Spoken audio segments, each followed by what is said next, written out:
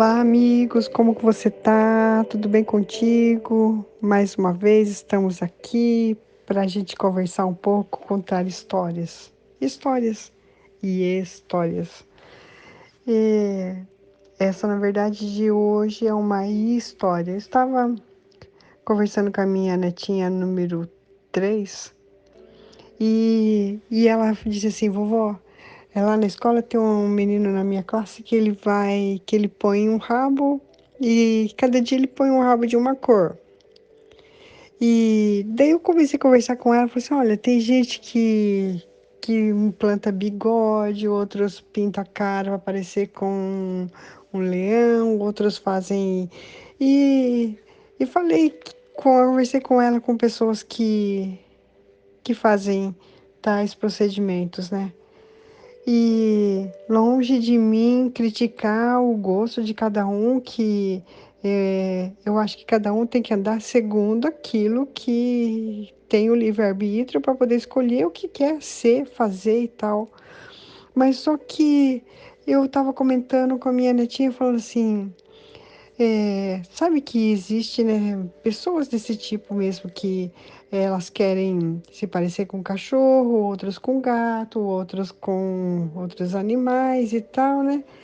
E daí eu fui ver a TV Record, né?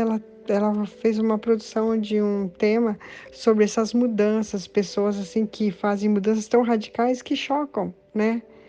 Inclusive, começa a reportagem falando de um Papai Noel que ninguém acreditava que aquele homem pudesse ser um Papai Noel, porque é todo tatuado, só deixou o rosto de fora.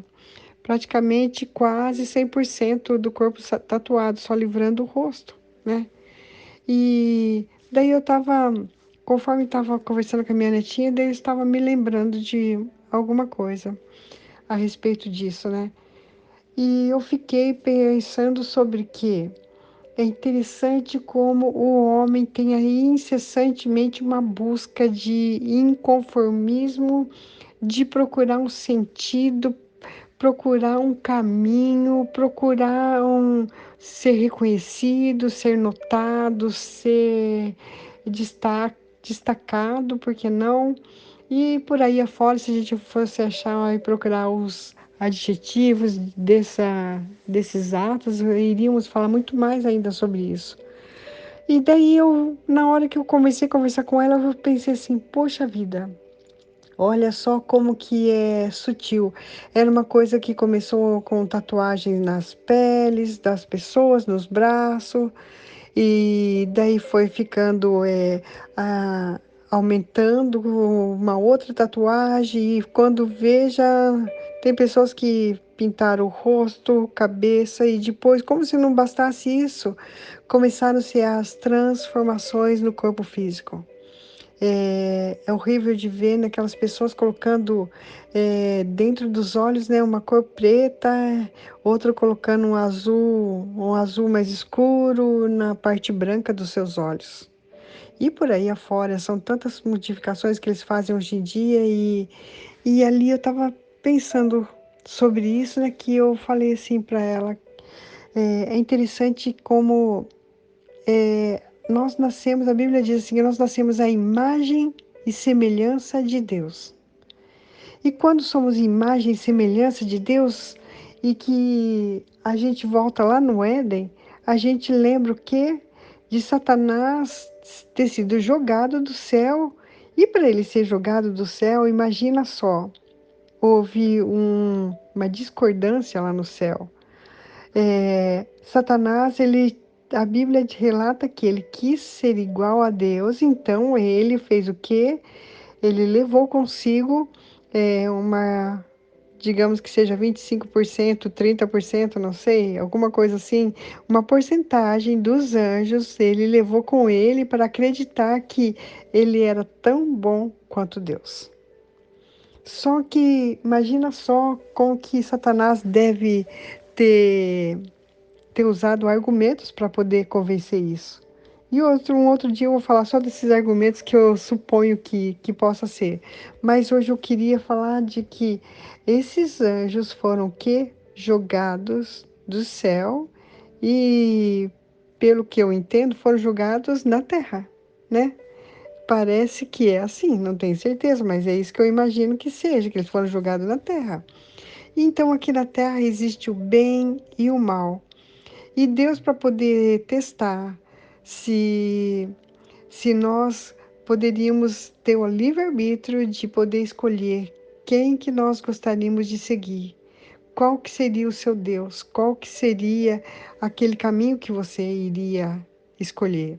E por isso que ele nos deu esse livre-arbítrio de podermos fazer todas as nossas escolhas, até mesmo com o nosso corpo, com o caminho que vamos escolher, qual é quando nós levantamos, o que nós podemos planejar, para o nosso futuro que nós vamos planejar e por aí afora, enfim, escolhas, liberdade. E muitas vezes essa liberdade ela é usada de uma maneira talvez errônea, segundo alguns pontos de vista de algumas pessoas, outras de outro ponto de vista fazendo mal a si próprio, nem tanto para os outros como a si próprio, e outros influenciando pessoas a fazerem tais coisas com segundo a ideia daquele grupo, daquele segmento e por aí afora. E mais especificamente eu quero te dizer que Satanás ele quer uma briga, ele ficou tão irado que ele não conseguiu ter um céu igual Deus tem para ele. Ele não conseguiu ter um universo que Deus tem, que ele mora, o lugar onde ele habita, que é a coisa mais linda. Ele não conseguiu aquilo lá e ele foi jogado. Quando ele foi jogado fora, daí ele descobriu que ele não conseguiu fazer nada daquilo que Deus tem. Ele não conseguiu, na verdade, ser igual a Deus. E nisso, o que acontece? Quando ele ficou chateado que ele não consegue ser Deus, então daí que ele faz? Ele começa o quê? Atrapalhar e tirar as pessoas de Deus só para provocar a ira de Deus, ver se ele ataca Deus e ver se ele consegue convencer e vencer Deus, tirando o quê? Os filhos de Deus do próprio Deus. E quando eu estou falando isso, então Satanás ele faz o quê? Ele quer destruir aquilo que é a principal coisa que Deus fez, o quê? Ele fez um filho com essa característica de Deus, com essa herança de Deus, sendo parecidos com Deus, e ele quer distorcer essa aparência porque ele odeia Deus. Ele vai até o fim porque ele não tem chance, porque Deus deu chance a Satanás e ele não quis aproveitar a chance de se arrepender e de achar que ele estava errado e poder ter tido outra chance. Mas não, ele não fez isso e ele quer o quê? Guerra. E essa guerra, nós estamos no meio dessa guerra onde há essa disputa de Satanás nos tirando no centro de onde nós fomos criados para vencer e para poder viver neste mundo segundo o quê? O caminho que Deus tem para nós. Então, existe dois caminhos, o do bem e do mal. Existe sempre essa dicotomia na nossa vida, em todas as coisas que nós vamos fazer, essa dicotomia, que são dois paralelos, dois universos que andam paralelamente um com o outro e você pode escolher. E daí, quando você entende que essas mudanças no corpo físico das pessoas nada mais é do que Satanás querendo provocar Deus que o quê? Aquilo que ele fez, a obra-prima dele, que quando ele fez, ele diz assim, e achou que estava bom. Imagina Deus fazer alguma coisa e ele disse, e achou que estava bom. Diz lá no livro de Gênesis, logo no primeiro capítulo, e achou Deus que estava bom aquilo que ele fez, que era Adão e Eva, o homem, o primeiro casal de seres humanos que Deus fez. E daí Satanás quer atingir para atacar a Deus. Ele usa o que? Era a nossa destruição para nos destruir, para poder provocar a Deus. E uma das destruição mortal que Satanás faz é fazer a parte estética do ser humano ser mudada, parecendo com animais, parecendo com bichos, com monstros. E a coisa assim mais acentuada que existe, tanto nos desenhos de criança, como também em maioria dessas pessoas que têm seus corpos esculpidos, eles querem o quê? Colocar chifre. Eles querem colocar pelotas na sua cabeça, relembrando direta e indiretamente que aquilo que o chifre significa a aparência de Satanás, que ele tem chifre. Então, será que você pode compreender essa guerra espiritual que existe? Será que você pode entender que Deus ele pagou um alto preço para que através da graça de Deus, pelo sacrifício do sangue de Jesus, que pagou um alto preço, porque Satanás ele poderia, qualquer outra coisa ele poderia fazer e comprar um preço, mas ele jamais iria ter um próprio Deus, um Filho de Deus autêntico, sem mácula, sem defeito, para poder cobrir um sacrifício por mim e por você. Coisa que Satanás jamais teria um outro para poder cobrir alguma coisa que fosse igual ou maior que o próprio Jesus. E por isso, quando nós entendemos que nós estamos nessa guerra espiritual, eu entendo que meu corpo é templo do Espírito Santo. Eu sou imagem e semelhança de Deus. E hoje Deus quer falar com você que, não criticando as pessoas que elas fizeram isso, porque elas simplesmente foram induzidas por querer ser notadas, ser apreciada por pessoas com uma coisa diferente para poder se destacar no meio da multidão.